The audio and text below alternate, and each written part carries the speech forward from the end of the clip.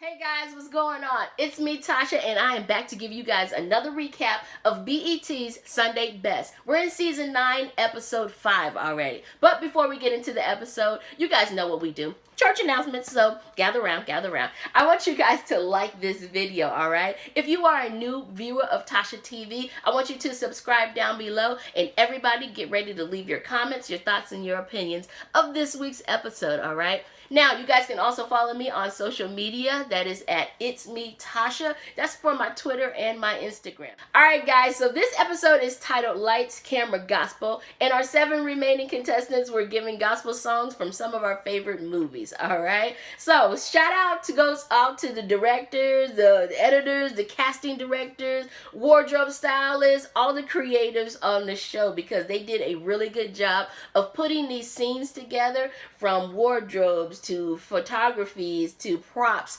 all that. It was really good, and I did enjoy this episode. Again, the episode started off with just the competition. We did not get any special guest performances, unless, of course, you count Randy Watson, which everybody knows Kirk Franklin loves the movie Coming to America, and he does the Randy Watson character all the time, and he does it pretty well. So he opens up the show with that funny bit going on. He also played another character where he was a world-renowned film director when he was giving the contestants what movie and what song they would be singing from that movie.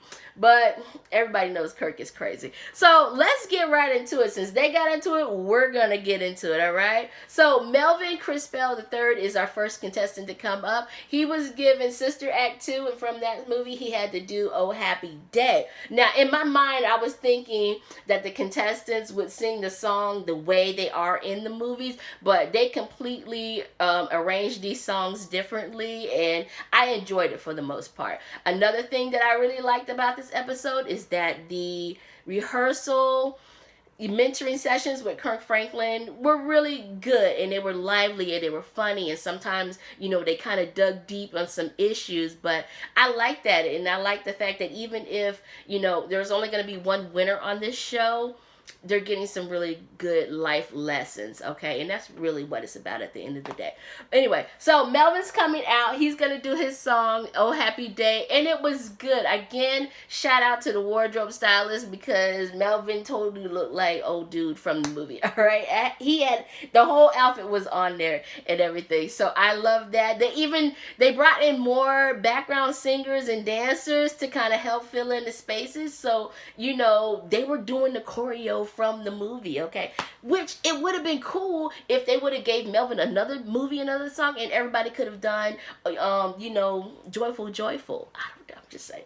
But anyway, they didn't ask me. They didn't ask me. Y'all know how they didn't ask me. Anyway, the arrangement was dope. I liked it. He grew. He came out of his element a little bit, and he just, you know, went down into the audience, sang his song, did his thing. And when it came time for his judging, what is there to say bad about Melvin? You know, there's really nothing bad to say, but I do agree with Jonathan McReynolds where we know what we're going to get when we hear Melvin now. So now it's time for Melvin to give us something that we didn't expect, and we really want to hear and see something that we haven't seen before from him, okay? Because you don't want to get boring. That's what you don't want to do. You don't want to get boring. All right, next up was Lakeisha Rice. She had to do This Little Light of Mine from What's Love Got to Do with It. In rehearsal, she was struggling, you know, with the churchy singing staples that we know and hear of when, you know, from our praise and worship leaders. But when she came out to do her performance, she did a good job. She enjoyed herself. She is one that's been growing. I don't know a lot of her backstory. I did miss her audition on the audition episode, but from what I can gather, she was doing R&B, decided that wasn't what she wanted to do anymore, so now she's doing gospel, and she's kind of just now, I guess, maybe getting her feet wet in it. I don't know how long she's been singing gospel, but just watching her grow on this show has been very enjoyable for me. I like it. She gave this song a little bit of spice to it, like Erica said, and it was really fun to watch. Again, wardrobe was on point with this song. I loved it and I enjoyed it. Next up was Joshua Copeland. He was given the 5 Heartbeats, and from that movie he had to do I Feel Like Going On. This was right up his alley. He was comfortable with it, as last week he was out of his element. This week he said it was in his element, and this is, you know, a song that he was able to relate to, and just being the pressures on the show, he was saying, you know, you just have to keep in mind, keep going on, don't give up, and he enjoyed it. He came out, he did his thing. I'm looking down at my notes. It was really up his alley. He made this song his own moment, as Jonathan referenced when he was giving his critique, and the judges were giving really good critiques this week. I mean, it was more spiritual critiques than than a lot of the technical singing critiques, because we're down to the final 7, and each of these singers are really good. We know this already, so, and they're back in their element. It's not like, you're doing the R&B thing and you're out of your element. They're back in their element doing the gospel music, so they are going to shine. All right, so Jonathan did his thing. I loved it. He grooved, and he really got into it the second half. I agree with Erica where he kind of left the competition and was just straight ministering during his performance. So he did a really good job. Next up was Kela Richardson. They gave her The Preacher's Wife, and she had to sing I Love the Lord. And at first I was like, really? Y'all gonna give her nippy? Okay, we gonna see how this goes. I'm used to hearing I Love the Lord a certain way, even when other artists or other people sing it. It's always still very similar to how Whitney sings, but I did enjoy it after I watched it a second time. First time I was like, I can't. Again, with Kela, she doesn't always grab me the very first time. I was pleasantly surprised, though, when she came out and she was singing, so she did it. But I do agree with Erica Campbell. I do wish that she would have gave us more dynamics. Maybe if she had a longer time period to sing the song, we could have gotten that, but she still did really good. And Kela is out here to show that, you ain't just gonna send me home all willy-nilly. I'm gonna fight for mine and stuff. So I appreciate that, and Kela is doing a really good job on this show. Next up, we have Opal Staples. Now, she was given Imitation of Life, and she had to do Mahalia Jackson's Trouble of the World. All right. In rehearsals, Opal was struggling with trying to sing and fit in with the churchy gospel sound that we're used to. All the squalling and the hollering and, the way they riff and they run and stuff. And in her rehearsal, Kirk apologized to her for making her feel that that's what she had to do. That if you don't do those kinds of things in gospel music, you're not anointed, you're not holy enough, you're not deemed worthy to carry the mantle of being a gospel singer. You can just be a good singer and still be anointed. So I appreciated that, and not that I'm a singer or anything, but that we do kind of have that mind frame that if a person doesn't move us to shout, jump, and run around the church, then they don't have no oil or they're not anointed. No, there's a lot of people who can minister to you, and I can just kind of sit here and take it in and be reflecting on, my personal journey and stuff. But anyway, Opal came out, and she did really good. I liked her voice. I think her voice was good on this song, and I think that she did a good job in capturing the essence of what Mahalia was giving to this song as well. So she did good. It was great for her voice. I enjoyed her. Opal is growing as well, and like the judges were telling her, keep going, keep bringing out this person that we saw tonight, and don't worry about anything else. Do you, Opal, all right?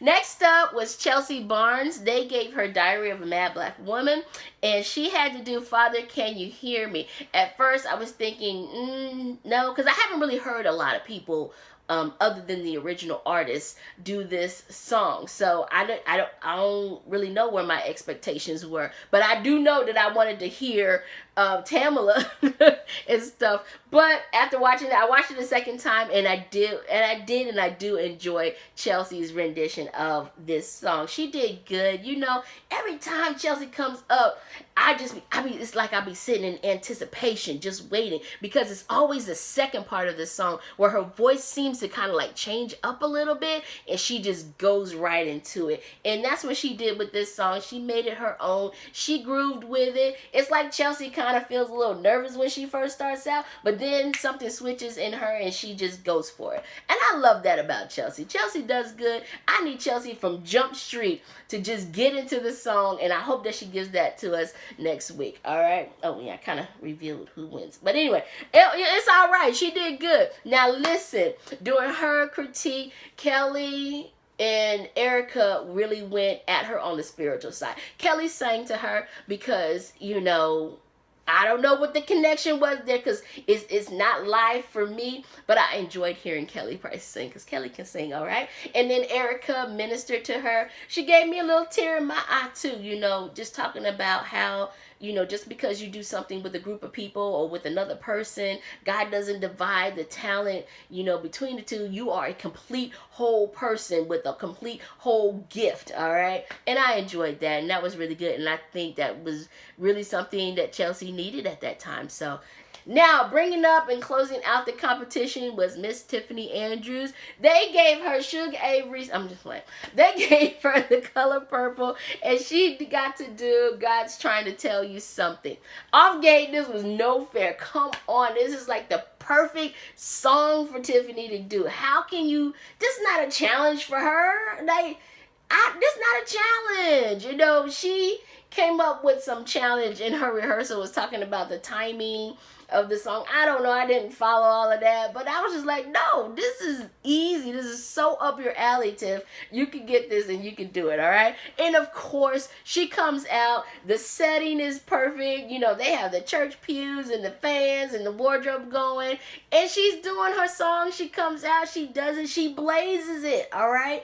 I think they are trying to set Tiffany up to win this competition, you know, and I really wouldn't be mad if she does, because on another level, she kind of gives us what we're used to from gospel singers. And maybe that's not a good thing, which is probably why I'm Team Melvin, because I kind of feel like Melvin gives us something out of the box.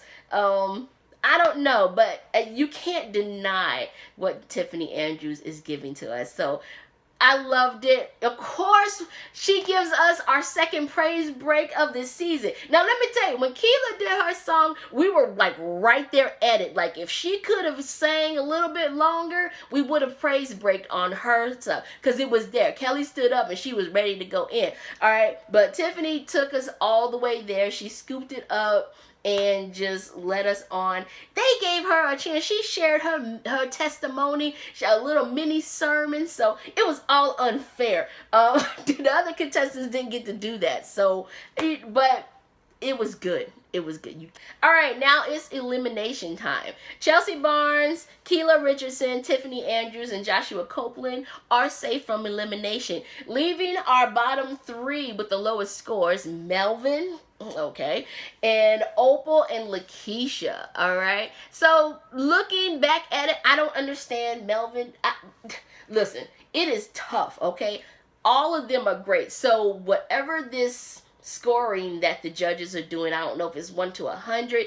I don't think the spreading of the points is that far off. Like, I think everybody probably got a 93 and above or something like that if they're going up to 100. So it's not like just because you're in the bottom three you had like 70 out of 100 points. I don't think it's like that. I think everything is really close, because, you know, we're losing some good people now, okay? And it's gonna hurt each and every week from here on out. But yeah, Melvin, Opal, and Lakeisha Rice are down in the bottom three. And of course, they decide to send Lakeisha Rice home, because this is her second time consecutively being in the bottom three. So I agree with that. My only hope is that Lakeisha continues to do this. You know, don't get discouraged. Don't be upset. Don't think that this is not for you. Lakeisha, keep going, keep doing what you're doing, because there is room for you in this. Anyway, guys, that is it for this recap. Thank you for tuning in. Let me know how you guys felt below. Listen, next week is going to be a good episode. The contestants are going to be doing a tribute to Aretha Franklin, so they'll be singing some of her songs. I need Melvin to come out the gate doing something. I need him to put some space between him and Tiffany, okay? Because Tiffany is coming for that title, all right? She want that contract. She want that 50K, all right? So Melvin, you got some work to do, buddy. Kiki Wyatt is going to be joining them next week, so we'll get a performance, and I think she's going to be guest judging as well. So thanks you guys for watching. I will see you guys next week. Make sure you like, comment, subscribe, and follow me on Twitter and Instagram. All right, I will see you guys next week. Thank you. I love you.